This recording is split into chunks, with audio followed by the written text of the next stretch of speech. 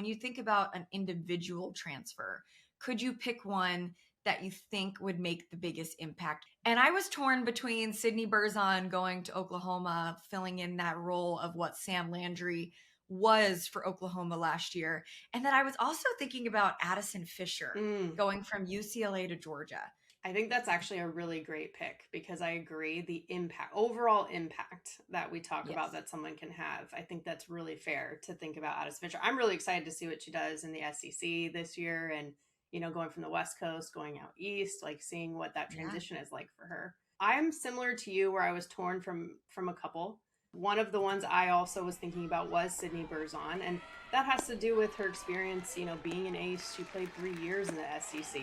She also has 50 complete games, let alone, wins and everything else. And she's already an All-American, but I think in the system that she's gone into, it could be a really nice fit in particular. Jen Rocha is really the best pitching coach in the country, and she has a history of taking good pitchers and making them even better. That system that Sydney Berzon is going into, it could be a really big impact for Oklahoma when they need it in the circle. But the other one I was also kind of torn about, I was with you, Texas Tech is such an easy just team to choose for the transfers.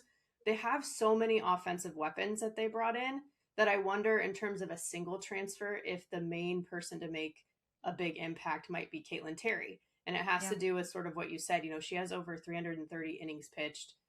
She knows what it's like to be on the big stage in the tough moments, couple of World Series. She's the one who almost threw every single inning as a freshman in the 2024 Pac-12 tournament when they won the championship at UCLA.